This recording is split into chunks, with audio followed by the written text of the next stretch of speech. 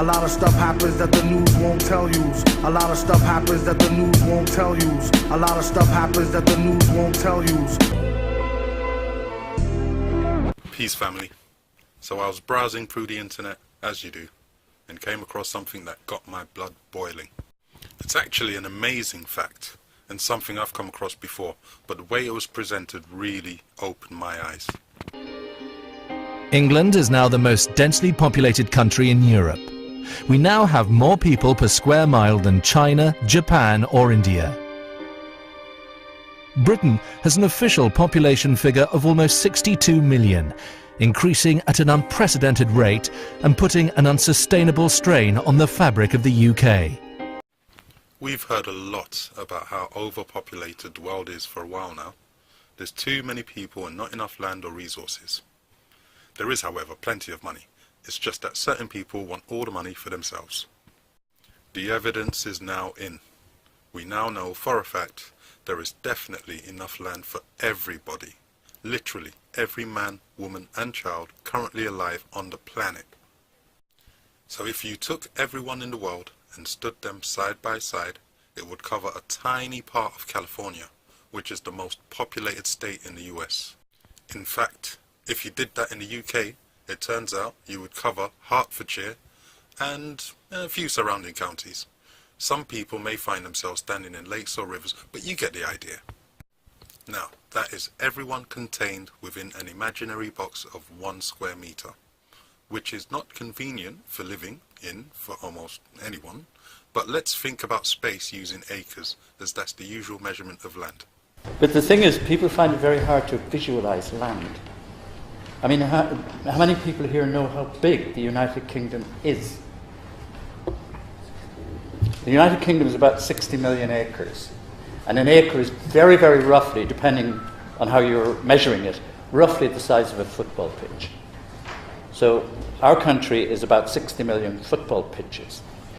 Wow. 60 million acres, almost. Imagine that.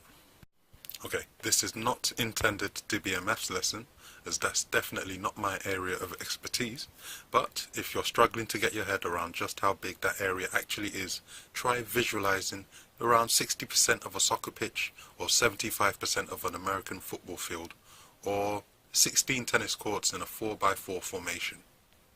If that doesn't help, consider a car park large enough to contain 150 cars parked in a square.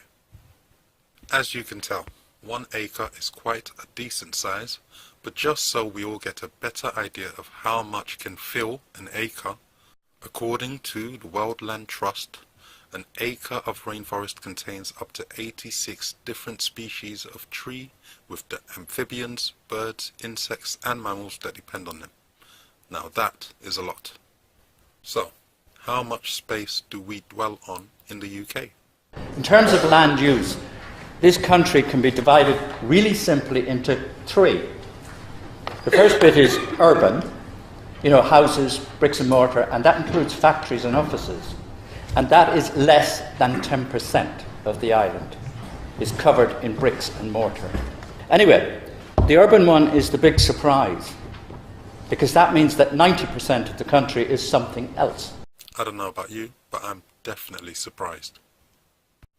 Well, if there is so much space for people, why do we insist on cramming people into sometimes cramped spaces on top of each other?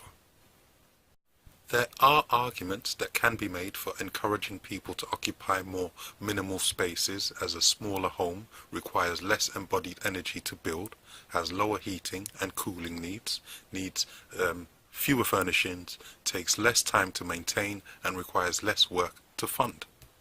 In terms of carbon emissions, small is beautiful, but how small is too small, and how much space is enough? So, what about the rest of UK land?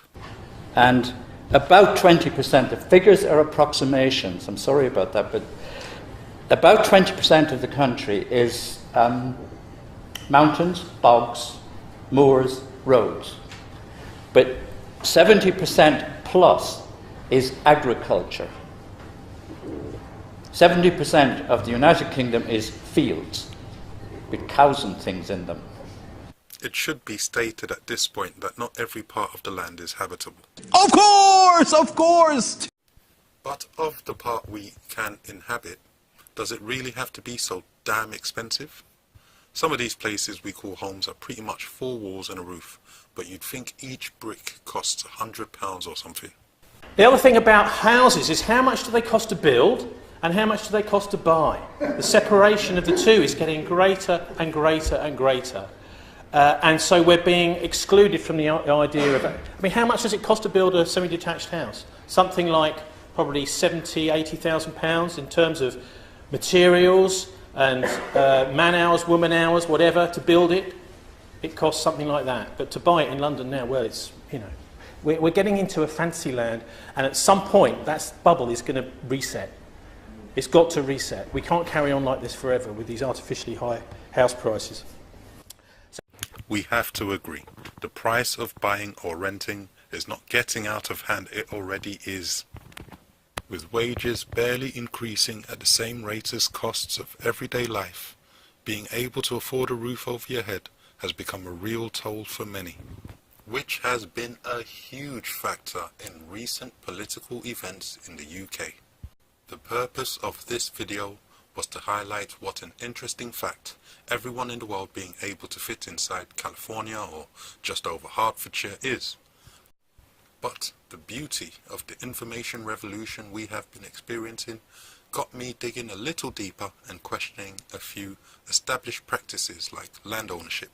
I'm going to end this video with a quote I hope will get you thinking a little more into the subject of land use and ownership, and perhaps doing some research of your own.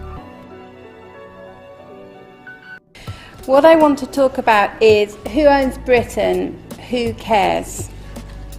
Does ownership matter?